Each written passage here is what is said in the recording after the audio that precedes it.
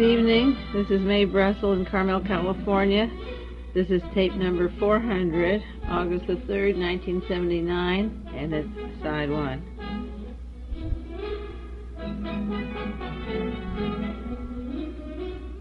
There was an article in the paper this last week about New York coroner fired over rocky gossip. That was Dr. Michael Baden, chief medical examiner for New York City.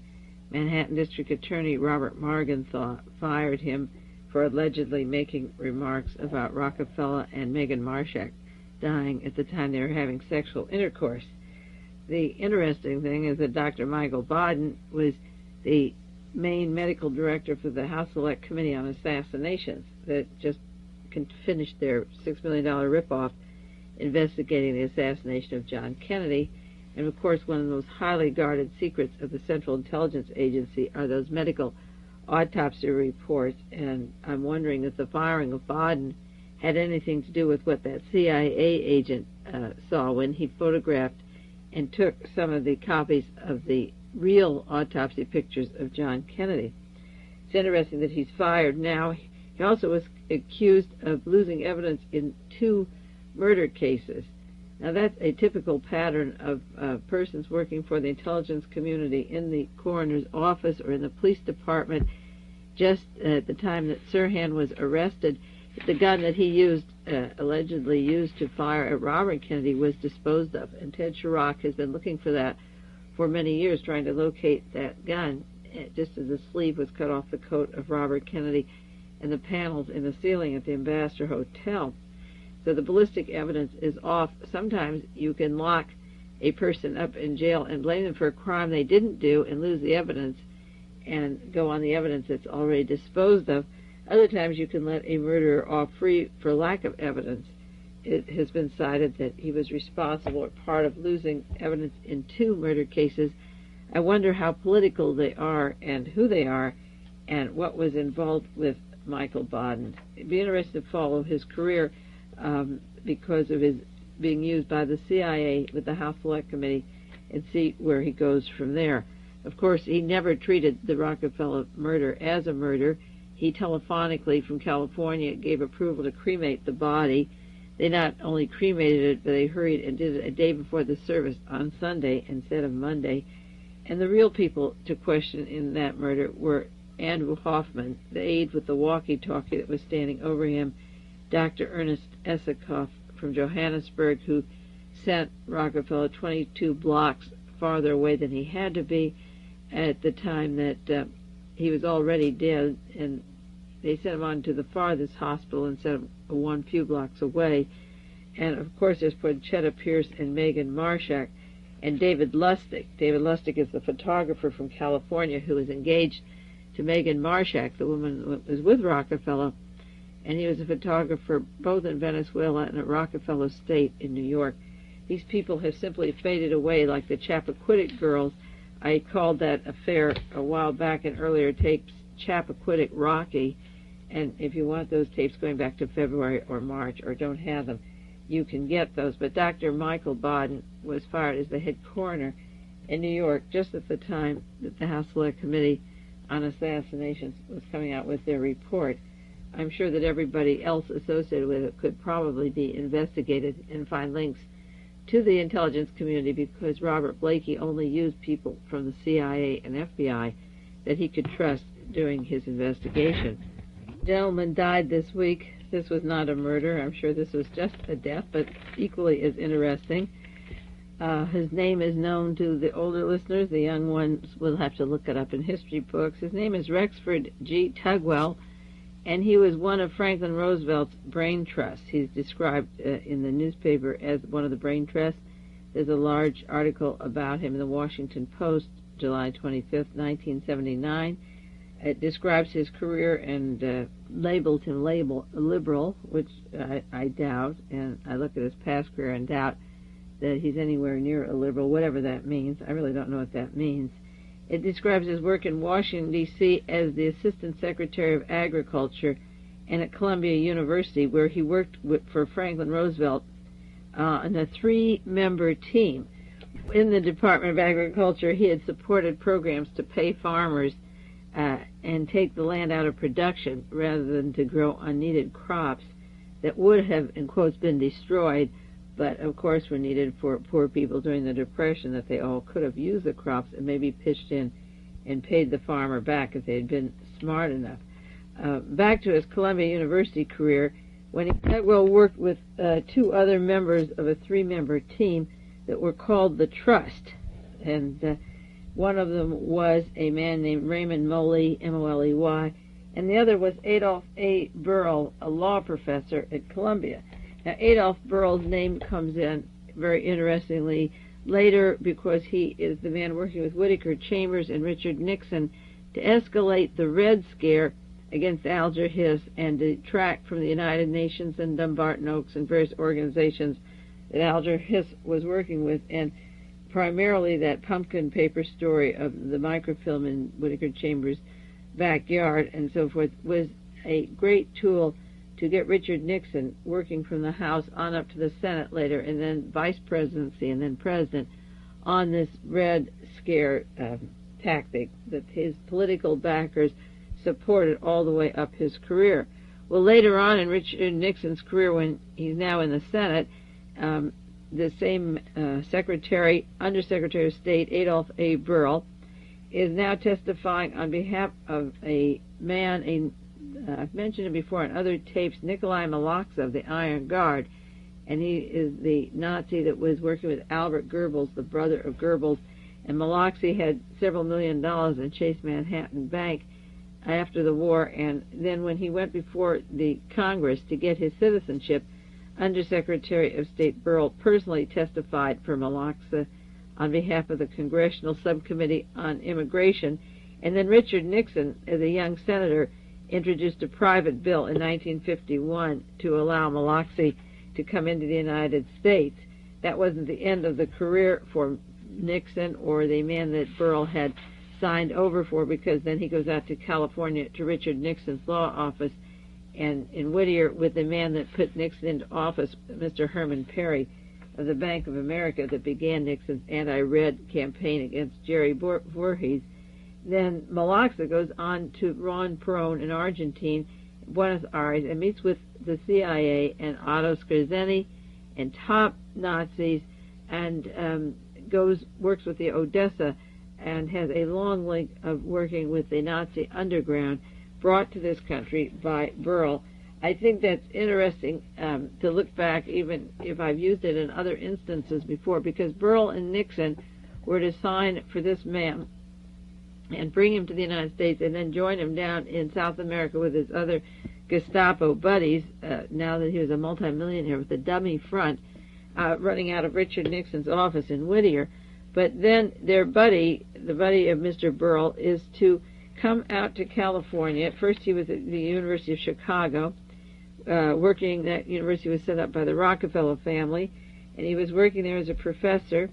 Then he was sent to Santa Barbara in 1964, right after John Kennedy was killed, to the Center for the Study of Democratic Institutions, to work with Robert Hutchins, the former chancellor of the University of Chicago. What they did from 1964 to 1970 was to rewrite the Constitution, and as Mr. Tugwell said in 1970, that we have to revise the United States Constitution because he believes that the existing charter has outgrown the needs of America in 1970. Now, you remember when Nixon was in the White House, 1968 to 1970, and John Mitchell was the Attorney General, and he said this country is going to go so far right you won't know it. And Nixon had Tom Charles Houston combining the Defense Intelligence Agency, Navy Intelligence, Army, and CIA, and national security agencies, and all of them were going to be able to open mail, wiretap, surveillance, dirty tricks, and that counterintelligence Houston plan was already getting very formulated at the time the new Constitution was being written. A member of this group that was putting the Constitution together was none other than Warren Burger, who was not yet appointed Chief Justice of the Supreme Court. But between 1964 and when he was appointed, he had flown out to California to work with 150 other experts, and with Rexford Tugwell, whose name is on the Constitution, the new Constitution. And his job was to make sure, he flew out there to make sure, to persuade the drafters to omit the proposed constitutional guarantee of trial by jury. And he said that an adversary trial, an adversary system requiring a formal case of two opponents doesn't necessarily produce justice. And then after he worked on that, helping get rid of our old Constitution and doing away with trial by jury, he was appointed Chief Justice of the Supreme Court by Richard Nixon. I've given you on the printed sheet some of the proposals of the Constitution that was written in 1970, one being that the nation would be taken away. There would no longer be 50 states, but 20 republics, and that's similar to the Metro Plan that I have on another tape over a year ago. The President of the United States would be elected not for 2 4-year terms, but 1 9-year term. The 2 vice presidents would supervise general affairs and internal affairs, and the president would say his own choice which one of the 2 would succeed him. A 9-year president who's in for 1 term, who can do anything he wants and not account to the people, would select his vice president out of the 2. The Senate would no longer be elected with 2 from every state, but would be composed of former presidents, vice presidents, high public officials, some members selected by the president or the judiciary in the House of Representatives, and no longer elected by the people. It'd be a hand-picked Senate with people like Henry Kissinger and Richard Nixon, and I suppose Wayne Hayes and Carl Albert and all the Korea Gate and Reverend Moon and whoever they wanted would be in the Senate. That would be the Senate. And then the House of Representatives would be different than it is now, in that 100 of them would be elected at large. And then there'd be 400 other members of the House of Representatives, but only 100 would be elected. And the Supreme Court would be abolished and divide its powers between a High Court of the Constitution, a Court of Appeal, and a Claims Court. And then there would be no Bill of Rights, and they would guarantee the same safeguards, but with no Bill of Rights, and no right to trial by jury, and no right to bear arms. Well, I'm not very sad that Mr. Tugwell left, and let's give him a good kick and farewell, and we have to live with his mischief, because that doesn't mean that his hard work Constitution can't be pulled out at any time of national chaos and so forth. In fact, John Connally was saying on the radio this week that he wanted a 1-term president, 9 years or 6 years, and not elected back again. And on KGO, an announcer was saying that Connally would be the strongest president because he wouldn't be afraid to go in the Middle East, make war, and kick up a storm, because he doesn't believe in re-election. A one-time chance at it. There was an editorial in the Los Angeles Times this week, The Poisoning of America. It said, the Americans are paying a price for using chemicals. They're preserving their food, their crops, new products. They camouflage their wrinkles. There are 1,000 new chemical compounds on the market every year. Some are causing cancer, birth defects, sterility, and other ailments. Probably 3 or 4 dozen ailments. They don't even list them. It goes on to say the Environmental Protection Agency has only $103 million budget to regulate the chemical industry, and the Bureau of Food and Drug Administration has a $90 million to watch them. So that takes $190 million just to watch what the chemical industries are doing with the air we breathe and what we wear and what we eat. And also the fluorescent lighting, the environment around us, where we are, and the asbestos, how we blow our hair, and so forth. The chemicals are everywhere, and $193 million is spent just checking them up, and they can't even scratch the surface. They said that the failure to ban asbestos was considered, and a long time ago, they knew as long as 60 years ago that asbestos was harmful, but even though it was a known health hazard, they consider it too useful to do without.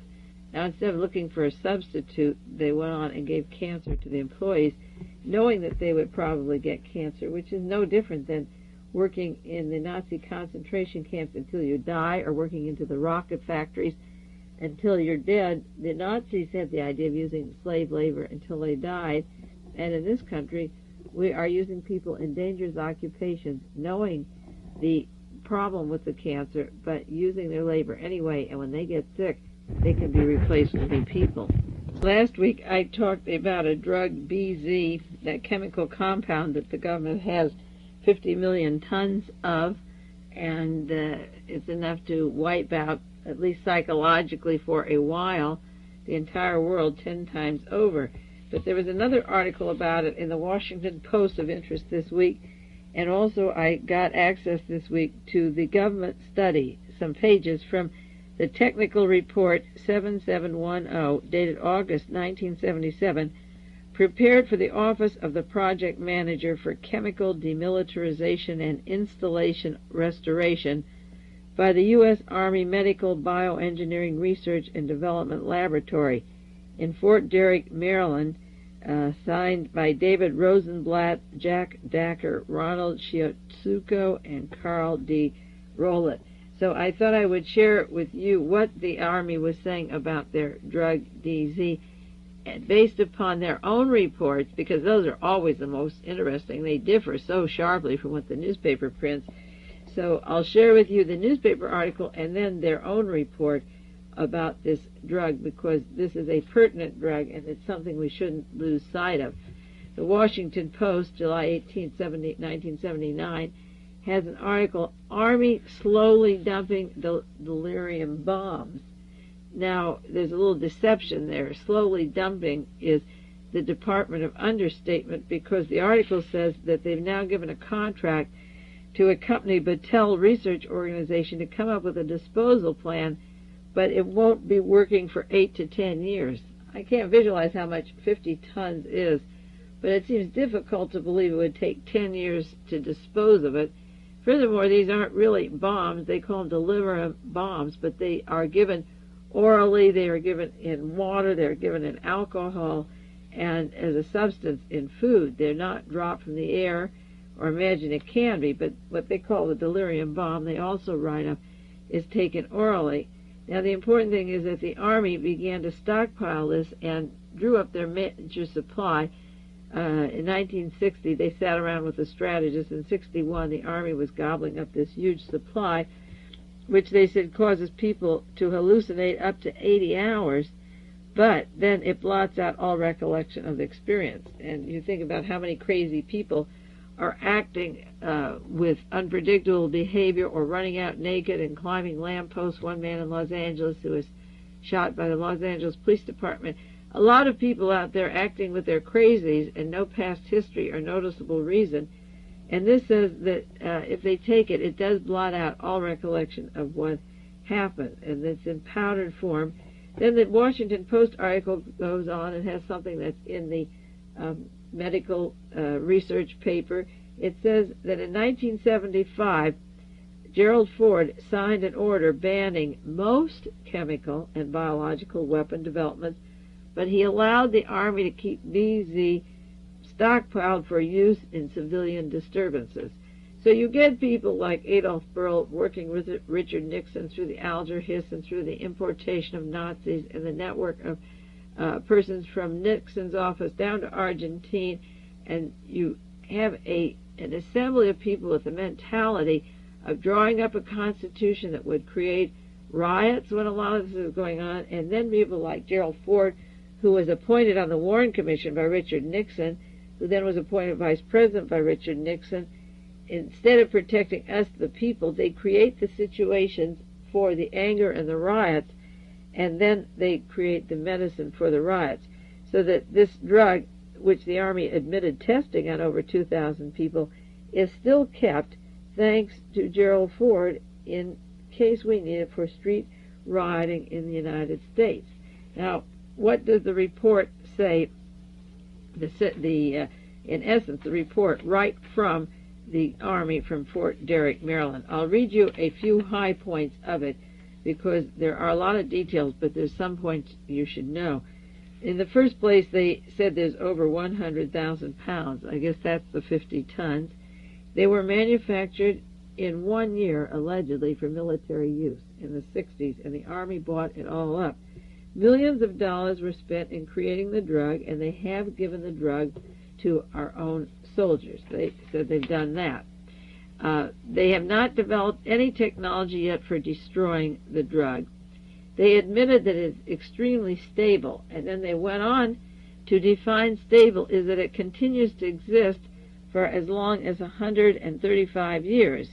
Now, the proclamation of BZ was it lasts at least 2 weeks, but in their own papers, the documents from Fort Derrick, Maryland, it exists for 135 years. Now, the difference between at least 2 weeks and its long expectancy, which they use the term extremely stable, there's quite a gap there in what they want the media to tell, and you don't see any headlines that BZ lasts. If you're sprayed with BZ in a riot, it can last 135 years. The Army report says that when it breaks down, it can break into other poisons, which may also present a hazard to the health of the Americans. The report says the Army did no study regarding the effects of BZ as a cancer-causing agent. They did no study to determine if there's mutation damage from people exposed to BZ.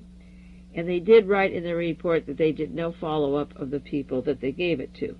The experts indicated in their report that BZ would cause definite long-term mental problems. There intended to be no prosecution for administering it to the people they were, in quotes, testing. And as I say, Gerald Ford separated it from chemical and biological warfare, and when they were asked the question in June 1979, why did you not list that in chemical and biological warfare, the answer was because it's needed for American citizens in riot situations. Its usage on American citizens in possible riot situations. If you watch the news this week, the unemployment rate is soaring, the inflation is out of hand. With no jobs and no money and no security, we're getting closer to that riot situation, and then they can use this drug, which they said is lethal. It can kill or it can incapacitate for life. Both animals and humans, according to this Army Medical Research Project, were administered and allowed to inhale this incapacitating dosage, and the range for a human being went on a scale. They have a scale for a minimal effect for human beings that could go from 32 to 384. That's the lethal dose. They said the estimates of the safety margin of BZ are inconclusive, but based on a comparison of the incapacitating dose for man with animal lethal dose, they estimate the human lethal dose ranges from 32 to 384. They figured out the minimal effective dose for 50% of the population to produce a change in their mental performance. Now, there was a story out that Allen Dulles had bought enough LSD for 100 million people, or half the American population, when he was director of the CIA. Then Operation Mind Control came out, and there were other persons writing books on mind control that said, no, this wasn't true, that Allen Dulles had 10,000 LSD. Well, that's not true, because this report talks about BZ for 50% of the population of the United States, would be the 100,000 at the time that Allen Dulles had his medicine or his doses ready for us. And again, they write the physiological effects persist to at least 2 weeks, and on the other report they say it's long range, up to 135 years, and persistent. The report said that the survey of their literature didn't produce any information on the environment fate. They haven't studied the toxicity to crops, to aquatic vertebrae, invertebrate, and no information on animals or plants has been reported. They also decided, in quotes, the need for ecological impact studies is a relatively low priority. They have all of this drug, and it's very unimportant to do a study on the impact. Then there's a list of the symptoms that you get if you get this drug. Now, I'm particularly interested in it because, as I said, I believe that a member my family, my son got it in 1967 based upon the symptoms. And every symptom that he had when he suddenly got sick overnight was this loss of muscle, this tachycardia, which is similar to a heart attack. He couldn't walk, he couldn't stand up, his pupils were dilated. There was a total loss of memory and confusion and inability to move and what they call unpredictable behavior. And these are the symptoms that the Army has listed for people who get VZ, and they also mention here that it can be given orally. It can be given in alcohol or water or in LSD. A small dose would cause sleepiness and decreased alertness, and then there'd be an elevated heart rate and dry skin and lips, and you get drowsy and temperature. A large dose goes as follows, and they have a list of the symptoms that accompany the dose. A large dose from 1 to 4 hours. Within 4 hours you get tachycardia, which they define as speeding up the heartbeat. It's similar to a heart attack. Dizziness, ataxia, which is loss of your muscle coordination. They don't work. Vomiting, dry mouth, blurred vision, confusion, sedation, and progressing to a stupor. In 4 to 12 hours, you're unable to respond effectively to the environment or to move about, and in 12 to 96 hours, you get unpredictable behavior and increased activity, and that's the way the BZ drug goes.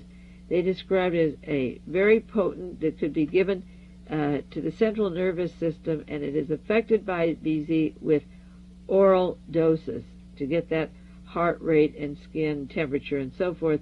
The effects on the mental performance persist, again repeated for the third time in this thing, for at least 2 to 3 weeks in humans, but then on other pages it says it persists forever because it has a life of 135 years.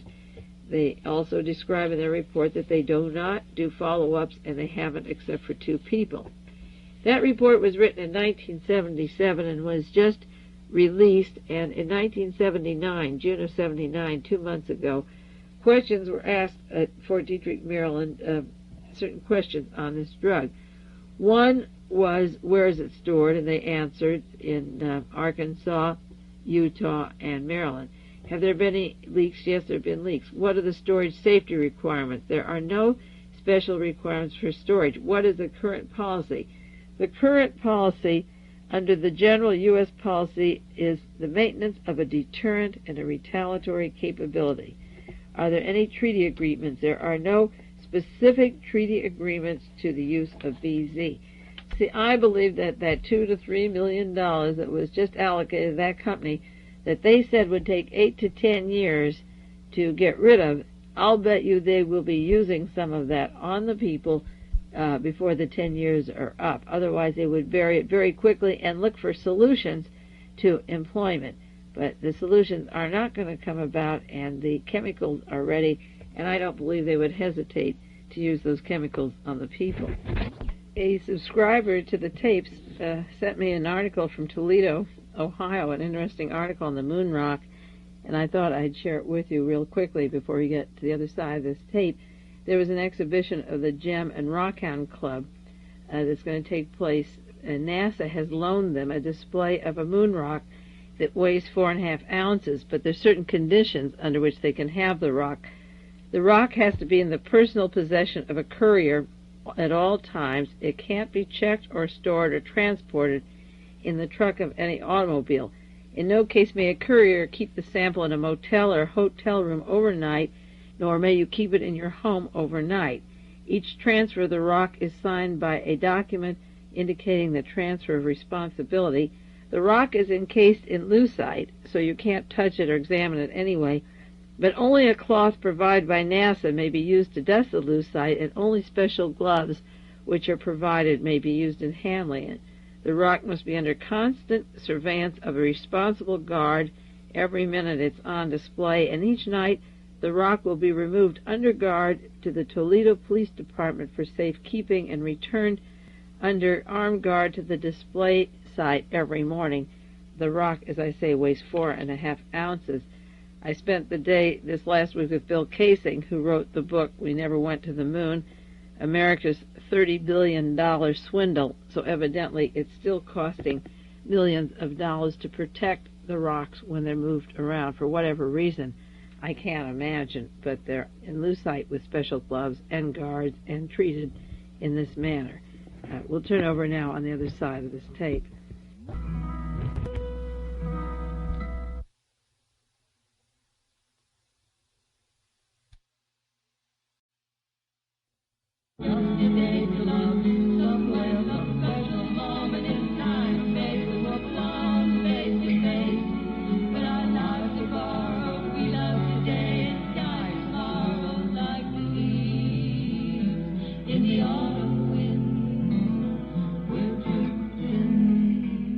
Tape number 400, side 2. It's August the 3rd, 1979.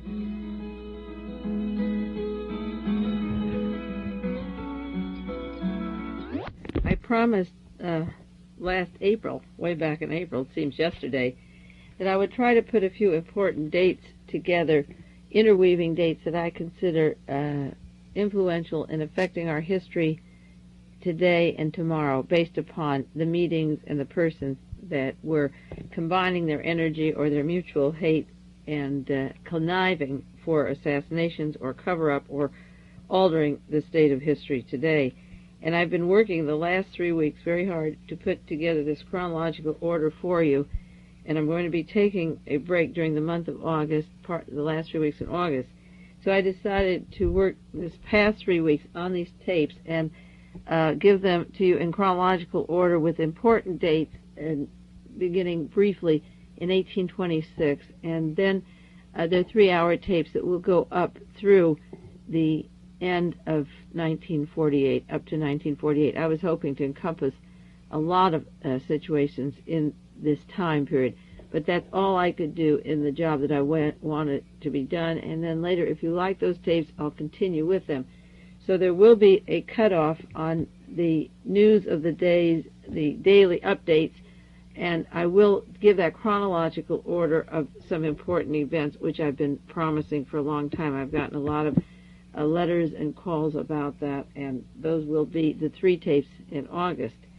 I do have one problem. My tape cassette here I had at the shop to be fixed today. I had some problems with making a tape, and there's an echo to it and a sound which I didn't like, and they were working on it, and I hope that those tapes that I left off at the tape center, to me, they sounded okay. They may have a little echo, or there's a slight hiss there, and I have to leave the machine in while I'm taking this break and get it completely overhauled, but I have no other cassette machine to work with, so I apologize if they're not as clear as I would want them to be, and I hope that you like that chronology. It took lots and lots of work. I've been working on my book all summer and working intensely with that, and it's hard to get my mind off of it, but I did promise you, and I thought that this would be the best opportunity. So those 3 tapes in August will be a chronological background and an example of that kind of information that I would put in the time slot is what I want to share with you on the back of this tape now. It has to do with an article that was in the Associated Press wire service this week on education, and also from the Village Voice this last January, 1979, about a college testing service. And the lead article today in the papers out here, or this week rather, was "New Law Puts a Rip in the Veil of College Testing Service." Now this is a very revolutionary kind of act or behavior that happened after World War II, when the testing of admissions to all kinds of trades and entrance examinations and small high school children and lower than that, the elementary school children were put to massive intelligence tests. And all of a sudden, the minorities, the Puerto Ricans, the blacks, the Chicanos, American Indians, I suppose, particularly the blacks, became aware that these tests are discriminating, that the quality of the tests or the questions about certain Latin characters or Greek characters had nothing to do with law or medicine or Mozart or the mathematical equations that you couldn't possibly use in law school entrance examinations. And Governor Hugh Carey in New York City just this month passed what he called the Truth in Testing Act, the Truth in Testing Law. And that law says now that the test makers must explain how the exams were devised and exactly what they were designed to measure. If you wrote a law based upon black culture or black language or Puerto Rican or Chicano family legends or stories, the whites couldn't pass those tests. So the testing industry up till now has been made of a very small clique of government officials, persons from the CIA, since 1948. Testing came in really big, and this is the first stab at an institution called Educational Testing Service that was set up in 1948, and this would be one of those important institutions to go into that chronological time slot that I'm devoting for this study for you, because this kind of a meeting place changes the whole cultural history of the entire United States. The country clubs, the yacht harbors, the nightclubs, the sororities, the lawyers, the doctors, because if you can screen out through examinations a certain element of society by giving them these tests that are geared towards the prep school, the college preparatory schools for the middle class or upper middle class families, the others really don't stand a chance. And this particular institution for college test, it's called College Testing Service, is in Princeton University. There's a private area that is in secrecy. The computers are in secrecy. They're shared with the CIA, and it's classified like government secrets. It's higher than government secrets because it determines who gets government jobs, and you can go on and on to the effects of these tests. And now they're being challenged because the minorities have said that there's prejudice in favor of white middle-class families. Sharpest reaction to Governor Kerry's new law comes from 125 medical schools and dental schools whose enrollment is mostly white just in New York alone. Now, this isn't in the 49 other states. This is just in New York, and they already have said the test administrators for the Association of American Medical Colleges and the American Dental Association said that they would stop giving admission examinations in New York rather than comply with the law, rather than show what the questions are and how they've been geared or rigged all these years. They would just rather not give examinations and make their decision on some other basis. Now, in South Africa, you have apartheid to separate the races, and in the South we had busing and various ways of discrimination and signs. But it's very simple. If you have tests to keep these people out, they don't mingle with white students, they don't marry, there's less chance of their marrying the white students, the daughters or the sons, the interracial marriages. You keep them out of neighborhoods. The neighborhoods are very carefully separated. I live in a residential section in Carmel. Carmel is almost totally white because the blacks can't afford to live here. Why can't they afford to live here? They can't be insurance salesmen, they can't be engineers, they can't be in aerospace or in military programs except at a certain very low level, and they're excluded from housing and clubs and recreation, transportation, and all the other opportunities. If you can screen them at their law degree, their insurance salesman degree, even beauticians, or whatever the occupation, you can stop that social mobility, because education is a passport to social mobility, and social mobility ensures some kind of a desegregation, because if people can earn the money, they would then have the right to move next to you and attend the affairs that you go to and do the things that you do. And if you had blacks, 50% of the blacks, or a proportion of them in the medical schools and law schools that should be there, then the white society would break down at the Metropolitan Opera and the art museums and all the so-called cultural events. Everything has been lily cling white. Even the rock concerts, the majority of them are white participants. And these, the effect of keeping the minorities at a low level can be done through the Educational Testing Service. A listener from New York who subscribes to the tapes sent me the article from the Village Voice. It's dated January the 15th, 1979. The article is called "Testing is the Name, Power is the Game." And it talks about that maximum security conference, which is similar to Camp David, located as a part of Princeton University right near it in New Jersey.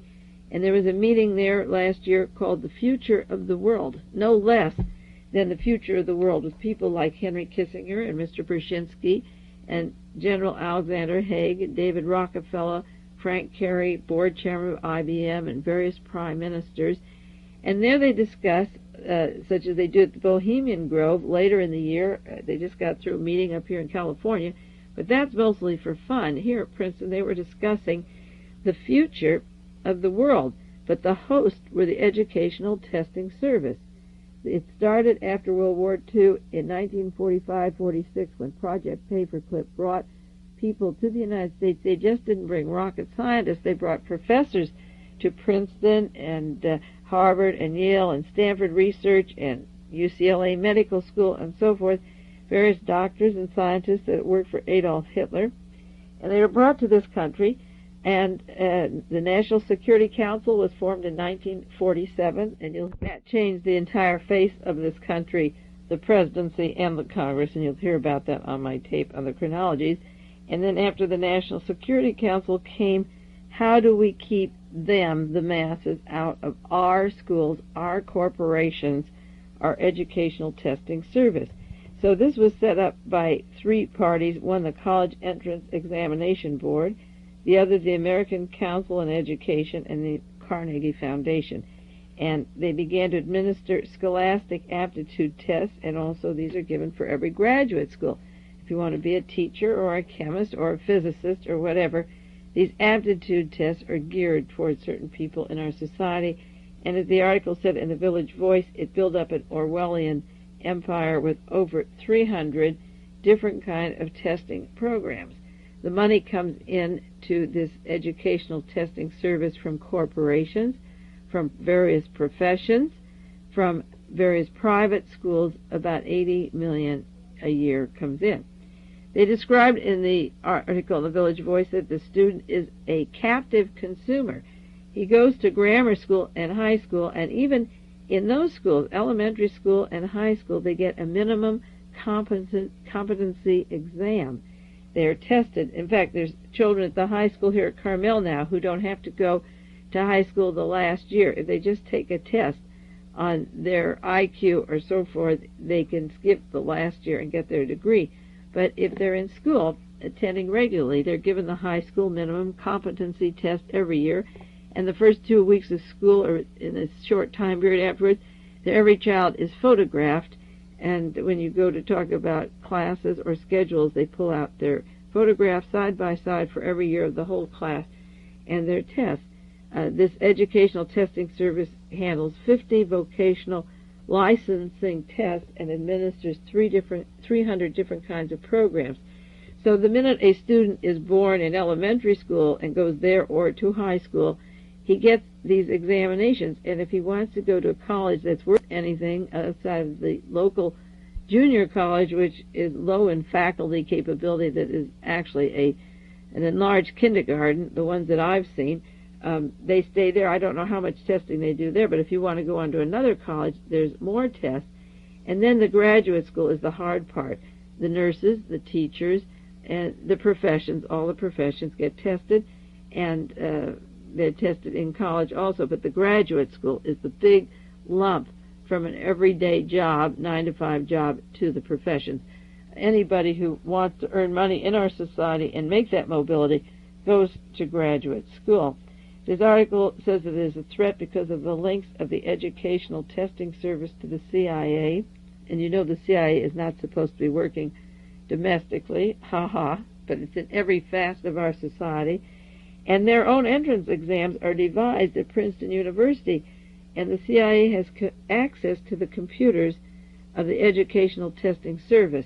So I wonder if they want to spot somebody or get a hold on them of what they're doing or what they want to do, they can just bunch a computer and pull in a name and get the background on that person's family, how they vote, what they think, and put it alongside their scores. I wonder if they're sophisticated enough to combine the computers there with the computers in Salt Lake City and Utah of our genealogies and police records from the Los Angeles Police Department and applications for abortions or marijuana, all fed into the data banks in Utah. I don't know how sophisticated these are, but you can believe if they're going into the corporations or into halls of learning, they're carefully screened. Maybe that's why there is no resistance, no outward intelligence about current problems. The newspaper describes students as apathetic and indifferent. They've probably screened off the people who were active in political science classes, who were inquisitive, and taken the certain kind of person who's just a grind and wants to get through and get on to his profession, and they've screened them out, and what they got is what we're seeing, and that's why there's so little activity on the campuses today. Between the 43,000 chemicals that are in your food and water and in the air, and goodness knows what else, and the red dye that diminishes your memory and makes you hyperactive, and the preponderance of red dye substance in children's school programs, you really have a problem of distinguishing where the highest minds are and who would make the good doctors or lawyers or really feed new ideas into corporations instead of these dead old tired ideas, and the country's going bankrupt. They're screening out for a certain kind of person, and it's like when the genes were cousins just intermarried with other cousins, they ended up as idiots. The intermarriage or intermingling of similar ideas, just like similar genes, produces very little. The cover of Newsweek this week has a picture of Teddy Roosevelt, and it asks, where are our heroes?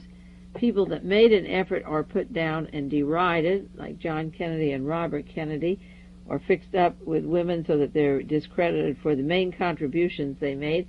And there's other heroes or heroines of the era that should be noted, but they're put down, and there's nobody leading people or watching them, and what you're getting is a carefully screened group of homogeneous sponges who listen to the teacher, give back what the teacher says, and that pleases the corporate structure because there's no conflict of ideas or possible sabotage at that level.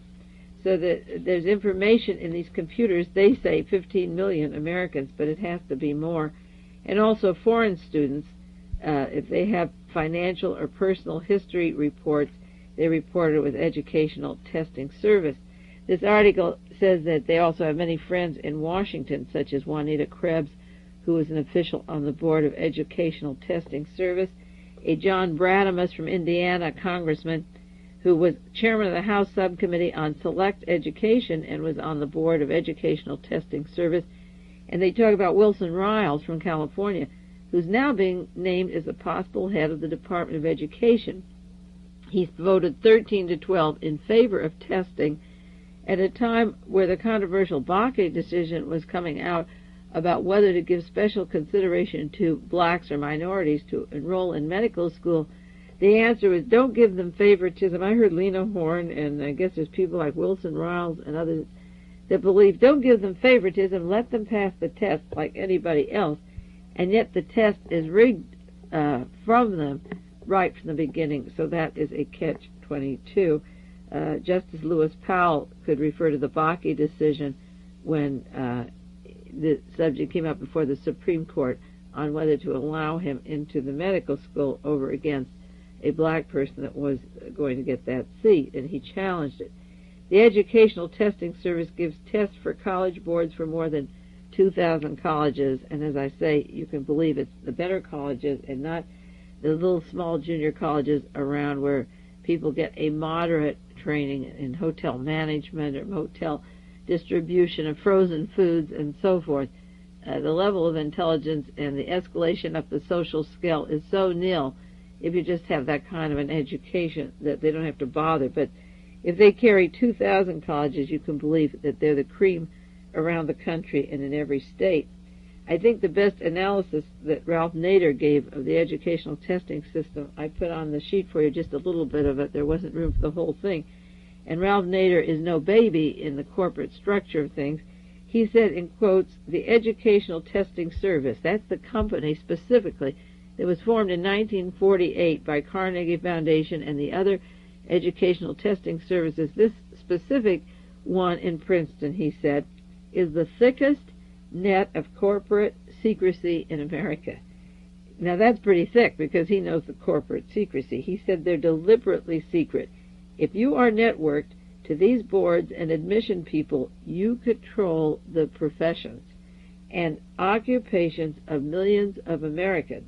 After studying General Motors, DuPont, and Citibank, they are child play compared to the Educational Testing Service.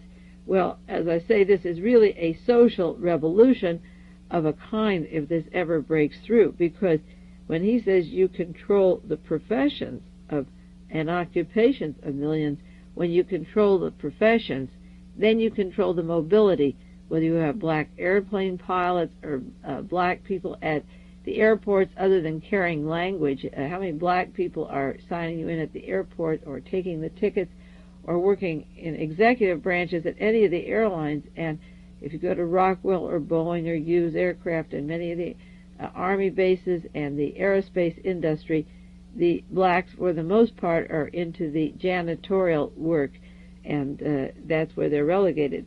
So when you change the tests by which intelligent people who have an opportunity to move up are stymied because the tests are written by the Central Intelligence Agency and people like associated with Henry Kissinger and Mr. Haig and Brzezinski, then you know that those tests have to be to control these lily-white schools, and that's what we see, and that's what we're getting, and I'm glad that this expose came out. One, I'm glad that Governor Hugh Carey was able to pass the law about the test, and I hope it catches on around the country. In Illinois, there has been a multi-million-dollar lawsuit, a class action suit against the Educational Testing Service by black insurance agents. You know how few black accountants there are and black insurance agents, and they claim that the multi-state licensing exam discriminates against them and that they were forced to redesign the certification tests. Thousands of people were hurt by these tests, goodness knows how many, so they filed a class action suit against the way the tests are formed. They reflect the disadvantages minorities have. This is the Village Voice saying it. The standardized tests have virtually no relationship to the school or the professional performance. We're losing a lot of good professional people and getting very mediocre people with no distinction. The medical field, the legal field is just nil. It's run by a sterile bunch of people. I can tell you myself, when I go looking for a doctor or a lawyer or socialize with doctors and lawyers and know the idiot classification, if they weren't white and didn't go to prep schools, they never would have gotten their education. Most of them are absolute idiots. So the law school admissions test would be done away with, and the test for medical school would be open to see what the questions were, all of these tests. What was the purpose of the question? What did it serve and show about the person? Now, that in its own way is one of the first challenges I've seen to the power structure in a long time, and I've spent a lot of time with it because it's very subtle, but in a world where we keep pointing out everything that's bad, it's good to say there's a chink in their armor. It's in New York with Governor Carey, and whatever state you're in, maybe you might want to write to your congressman or assemblyman and see if there could be this same opening of the examinations for people to read what they failed at, how they failed, who passed them, and what kind of questions were given, and make them explain why those questions were directed in the way they were. In case you haven't gathered by the tone of my tapes and you're just taking a few for the first time, I have an intense hatred of Henry Kissinger. I believe that bringing him to this country, even at age 15, and putting him in Army intelligence was similar to Hitler's youth or the Hitler werewolves. I believe that person is a Nazi. I don't believe he has the interests of the United States. He has loused up Southeast Asia. The terrible Holocaust in Hong Kong and Cambodia is his legacy. In fact, there's a book out about that now. And another person that was brought over this country, the father of the hydrogen bomb, Edward Teller, gets such prominence in the news for everything they say or do. And every time I see them, I just want to puke. I think they're war criminals, and I wish they were hung up by their heels like Mussolini was, and I wish that somebody would catch on to how they contaminate this country and bring it down on its knees. Last week, Henry Kissinger was in the news. He's in the news almost every week. A big picture of him in Congress saying we need higher defense spending, that the SALT II should be tied to the U.S. defense. This country is so embroiled in war debts from World War I and II in Korea and Vietnam, and he wants us to keep buying weapons. We have enough overkill, 10 times over or more, and doomsday bombs, you name it, and we're not going to use these weapons any more than the French used the Maginot Line. The French were making arrangements for this great wall that would protect them from the Germans during the Second War, and yet all the French officials were working with Adolf Hitler and making arrangements for the coup that would overthrow France and become Nazi in 24 hours. The wall didn't make a bit of difference, whoever built it or spent it, and here's Kissinger keeps saying we should spend more money for weapons. We don't need it. I don't believe the Russians would escalate if we didn't, but it takes a German like Kissinger to keep hammering away on the weapons. Edward Teller, the father of the H-bomb, was in the news. He said we're blasting away at the nuclear plants and the critics are using scare tactics. He said Ralph Nader and Jane Fonda used propaganda to frighten people. This country needs nuclear energy for survival. And then in Dallas, Texas, a company called Dresser Industries ran a full-page ad, a journal on how to avoid war. And Teller goes on to say the damage was contained at 3 Mile Island. The father of the hydrogen bomb should be put on a cage for display and parade around the country with the freak shows during the summer. People like Ralph Nader and Jane Fonda try to turn people on. They're not perfect, but they're trying to use their intelligence, in spite of the fact that they may have passed a few tests, they didn't come out, to make some changes to keep the world healthy or not polluted, or wait until you know the answers. There's no place to destroy all this waste. The chemicals I talked about on the other side of this tape. And Teller takes pot shots at them. Our priorities are way overboard, and when they say in Newsweek, who are your heroes, I think, and I have very few heroes, but I respect Nader and Fonda, or even Joan Baez at the limit. She does it to the best that she can to try and stop the killings over there. I won't take issues either way on this particular subject. People are dying, and other people who caused those deaths are looking the other way while these boats are consuming them in these monsoons. Teller tells us that these people are giving us scare tactics, and yet an inquiry into 3 Mile Island was called off by a group of people that were going to work with Jimmy Carter. They couldn't get access to the documents. The commission won't give them the information. And one group had to dissolve because they were refused the information from the Nuclear Regulation Committee. And this week they were assailed. The builders of the reactors there were scolded for the way they designed the crippled reactors. The Babcock and Wilcox people were taken on the carpet for that. And also it came out that they could have avoided the possible contamination, and they had no plans for evacuation, and they should have taken the pregnant women away. Remember when the sheep died in Utah at the Tugwell Proving Grounds, and they said there's no relationship to the atomic testing, and people were dying of cancer and goiters and all kinds of infirmities, and now they say, yes, it was the result of the testing. We have yet to see what's going to happen at 3 Mile Island. But why is it that people like Teller and Kissinger and Haig are out there rooting for these things when they're not really having the interest of America behind them? Mr. Brzezinski and Kissinger and Haig do not. I challenge them to prove that they care at all about this country any more than Rex Tugwell did in designing a constitution the way it was set up in 1970, or the fact that Warren Burger wants a trial without a jury, because it doesn't always work to have an adversary. Well, it doesn't always work in Nazi Germany to have a monkey court either. It works better. Even in the Dan White case, it works better to be lenient than to roll people off and cut off their head or give them to firing squads in no time at all. And I think that our society has so turned around its priorities that it doesn't even know what it wants. When it reads about these chemicals, we're stymied. We don't know what to do. They're saving them for rioting. They were saving them in 1975. They intend to keep them 10 years from now. This is 1979, so they'll have them up through 1989. They intend to keep those chemicals, and the symptoms I gave you, you can suffer. Your children can suffer from them, or the cancers in the air.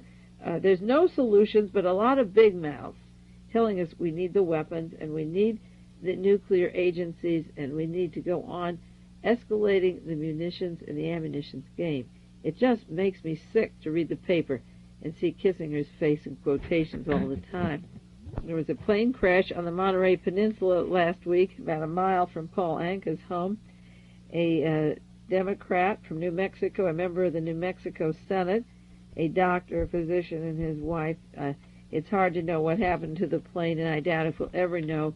The report on the plane crash is expected due in 3 months. That's our local paper, and there's no information about this particular doctor or anything about the condition of the plane. I just assume that that state senator can be chalked up for missing, and maybe years from now somebody who knows something may come forward, and they may not. But that happened here in our area just July 27th, 1979. Our time is out again. I'll be back with you next week. This is Mae Brussell in Carmel, California. Keep well, and we'll be back next week. See how everything's changing and see